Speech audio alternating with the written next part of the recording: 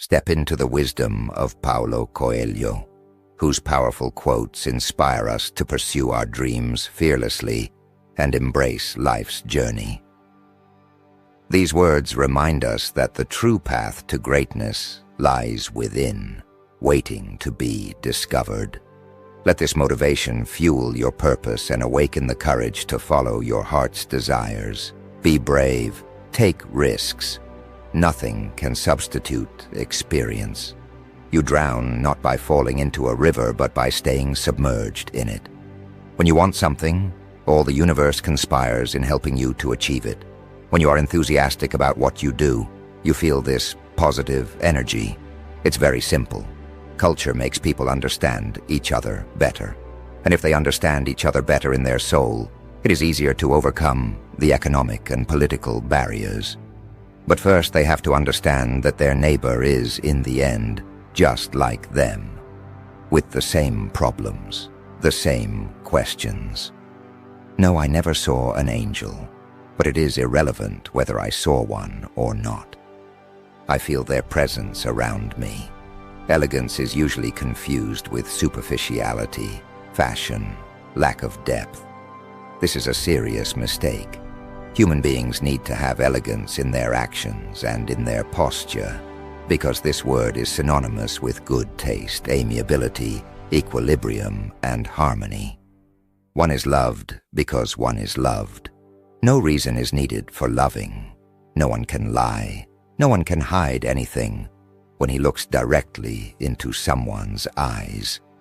We have to stop and be humble enough to understand that there is something called mystery.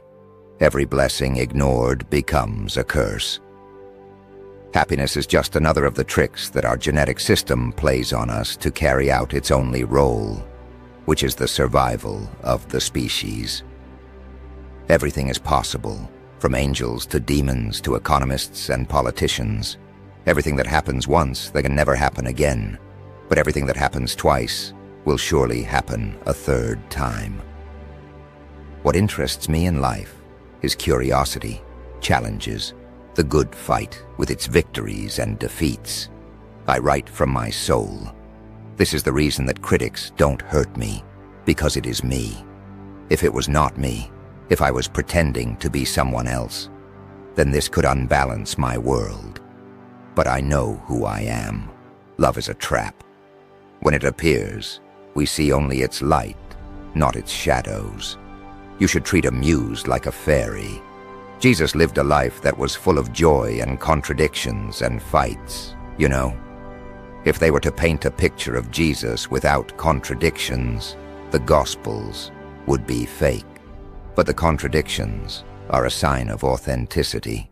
People are very reluctant to talk about their private lives. But then you go to the internet, and they're much more open. You're always learning. The problem is, sometimes you stop and think you understand the world. This is not correct. The world is always moving. You never reach the point you can stop making an effort. When you write an article about anything, trolls use the comments to attack. They feel frustrated. But haters are losers. It's not good to feed this aspect. It's more intelligent to be constructive. Everybody has a creative potential, and from the moment you can express this creative potential, you can start changing the world. Tell your heart that the fear of suffering is worse than the suffering itself, and no heart has ever suffered when it goes in search of its dream. When I write a book for myself. The reaction is up to the reader. It's not my business whether people like or dislike it. Every day, I try to be in communication with the universe in an unconscious way. Everything for me is sacred, beginning with Earth, but also going to things made by man. I am 100% Virgo, stubborn, over-organized, slightly abstracted from the rest of the world. I believe enlightenment or revelation comes in daily life. I look for joy, the peace of action. You need action. I'd have stopped writing years ago if it were for the money. I'm not a self-help writer. I'm a self-problem writer. When people read my books, I provoke some things. I cannot justify my work. I do my work. It is up to them to classify it, to judge. My readers, and I get 400 emails for a day, my readers normally they say, well, you understand me. And I answer, you do understand me also. We are in the same level. I lived in a dictatorship in Brazil, and I was arrested 3 times. I felt in my flesh what it is to live under such a regime and experience deprivation of freedom. What I can say is that all my characters are searching for their souls, because they are my mirrors. I'm someone who is constantly trying to understand my place in the world, and literature is the best way that I found in order to see myself. MySpace is my wife. Facebook is my mistress. I have seen many storms in my life. Most storms have caught me by surprise, so I had to learn very quickly to look further and understand that I am not capable of controlling the weather, to exercise the art of patience, and to respect the fury of nature. I can control my destiny, but not my fate. Destiny means there are opportunities to turn right or left, but fate is a one-way street. I believe we all have the choice as to whether we fulfill our destiny, but our fate is sealed. Waiting is painful. Forgetting is painful. But not knowing which to do is the worst kind of suffering. You have to take risks. We will only understand the miracle of life fully when we allow the unexpected to happen. Life was always a matter of waiting for the right moment to act. We have lost contact with reality, the simplicity of life. The more violent the storm, the quicker it passes. You can become blind by seeing each day as a similar one. Each day is a different one. Each day brings a miracle of its own. It's just a matter of paying attention to this miracle. Remember your dream and fight for them. You must know what you want from life. There is just one thing that makes your dream become impossible: the fear of failure. The good old days, when each idea had an owner, are gone forever. The more in harmony with yourself you are, the more joyful you are, and the more faithful you are. Faith is not to disconnect you from reality. It connects you to reality. Writing means sharing. It's part of the human condition to want to share things, thoughts, ideas, opinions. When a person really desires something, all the universe conspires to help that person to realize his dream. Beauty is the greatest seducer of man. The wise are wise only because they love. The fool are fools only because they think they can understand love. Everybody is a political person, whether you say something or you are silent.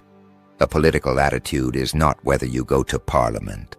It's how you deal with your life, with your surroundings. I'm not saying that love always takes you to heaven. Your life can become a nightmare. But that said, it is worth taking the risk. I think you can have 10,000 explanations for failure, but no good explanation for success. I always was a rich person because money's not related to happiness.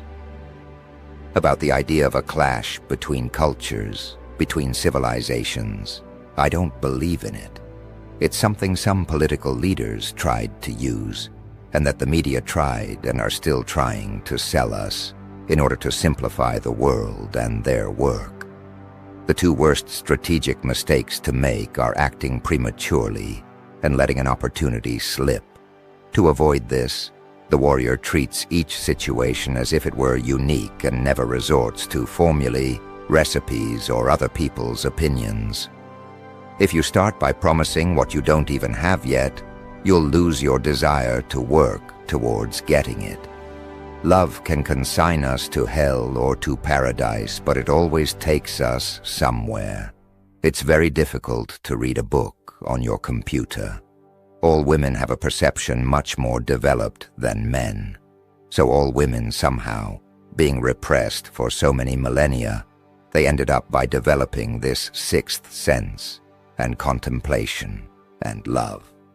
and this is something that we have a hard time to accept as part of our society. Elegance is achieved when all that is superfluous has been discarded, and the human being discovers simplicity and concentration. The simpler and more sober the posture, the more beautiful it will be. However happy people say they are, nobody is satisfied. We always have to be with the prettiest woman, buy a bigger house, change cars, desire what we do not have. Sometimes I catch myself stooping, and whenever I am like that, I am sure something is not quite right. MySpace is an addiction. Music for me. It demands full concentration. I hate to be smart. The major religions, Christianity, Judaism, Islam, they deny somehow that God has a feminine face. However, if you go to the holy texts, you see there is this feminine presence. Things do not always happen the way I would like them to happen, and I had better get used to that. There is an afterlife. I am convinced of this. I had this dream to become a writer since I was a teenager. It took me 40 years to write my first book. When I was a child, I was encouraged to go to school. I was not encouraged to follow the career of a writer because my parents thought that I was going to starve to death. Twitter is my bar. I sit at the counter and listen to the conversations, starting others, feeling the atmosphere. I love almost everything about my work, except conferences. I am too shy in front of an audience, but I love signings and having eye contact with a reader who already knows my soul. I've done everything I wanted to do, even if I've had to pay a very high price, which has been the case most of the time. I cry very easily. It can be a movie, a phone conversation, a sunset. Tears are words waiting to be written. When I'm dancing, I'm not thinking about anything. I'm here. I'm totally there. You know, and the feeling is a sensation of being away from myself. My soul dances with the angels, and my body dances with my wife. Publishers see free downloads as threatening the sales of the book. My connection with Brazil is so abstract. My blood and my way of thinking is Brazilian, but that's it. I don't tend to go back to the past, and although I have an apartment there, I rarely visit. When I move, I really move. Writers are lampposts and critics are dogs. Ask lampposts what they think about dogs. Does the dog hurt the lamppost? It's not difficult for me to put my feelings into written form. I try to be concise and to go direct to the subject. This is what people like about my work, and what the critics hate. I'd have stopped writing years ago if it were for the money. I don't set out to write about spirituality. I'm free to do something different every time. I walk every day, and I look at the mountains and the fields and the small city, and I say, oh my God, what a blessing. Then you realize it's important to put it in a context beyond this woman, this man, this city, this country, this universe. I talk to my readers on social networking sites, but I never tell them what the book is about. Writing is lonely, so from time to time I talk to them on the internet. It's like chatting at a bar without leaving your office. I talk with them about a lot of things other than my books. I wanted to write when I was young, but people said it was impossible. Then my parents locked me in a mental institution. They said I was crazy and would never make a living from writing. I don't go to parties in general. I tweet in the morning and the evening. To write 12 hours a day, there is a moment when you're really tired. It's my relaxing time. In writing, I apply my feminine side and respect the mystery involved in creation. I can't consciously explain how people feel after reading my books. All is too personal. I don't try to control my days. I am a Catholic, not so committed to the church, but to the idea of the Virgin, the female face of God. The only thing that relaxes me is archery. That's why I have to have apartments with gardens. The gigantic tension before the shooting of an arrow. and the total relaxation seconds later is my way of connecting to the universe. With all due respect, the Mona Lisa is overrated. I never say I am a guru. I'm modern because I make the difficult seem easy, and so I can communicate with the whole world. This may sound a little bit idealistic, but when I go to my blog, my Facebook page, my Twitter account, I talk to different people from all over the world, and you see how it's easy to establish a dialogue. I am a Catholic because I choose to be a Catholic. And then I go to the Mass because I choose. It is out of my free will. Today, writers want to impress other writers. Of course, to have money is just great, because you can do what you think is important to you.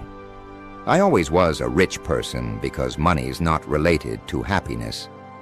Let us be absolutely clear about one thing. We must not confuse humility with false modesty or servility. I've been practicing archery for a long time. A bow and arrow helps me to unwind. Of course, to have money is just great, because you can do what you think is important to you. We want to answer this classical question, who am I? So I think that most of our works are for art, or whatever we do, including science or religion, try to answer that question. I have spent every New Year's Eve since 1992 in Lourdes. I spend the hour of my birth every year in the grotto. It's a place with meaning for me. Most of my young years were spent under the boots of the military. Once I found this possibility to use Twitter and Facebook and my blog to connect to my readers, I'm going to use it to connect to them and to share thoughts that I cannot use in the book. I'm not a person that socializes very well. I was arrested 3 times and tortured once. Publishing is in a kind of Jurassic age. Writing is a solitary experience. I'm extremely superstitious. If I talk about the book or name the title out loud before finishing, I feel the energy I need to write will be drained. It's so intimate I can't even share it with my wife. I am a Catholic. In the United States, I am a great success, but I am not a celebrity. I was not encouraged to follow the career of a writer because my parents thought that I was going to starve to death. They thought nobody can make a living from being a writer in Brazil. They were not wrong. I'm first and foremost a writer. I followed my personal legend, my childhood dream of becoming a writer, but I can't say why I'm one. My literature is much more the result of a paradox than that of an implacable logic, typical of police novels. The paradox is the tension that exists in my soul. Physical elegance, which is what I am talking about here, comes from the body. This is no superficial matter, but rather the way that man found to honor the way he places his 2 feet on the ground. I am not happy, and the quest for happiness as a principal objective is not part of my world. Of course, ever since I can remember, I have done what I felt like doing. Thank you for watching.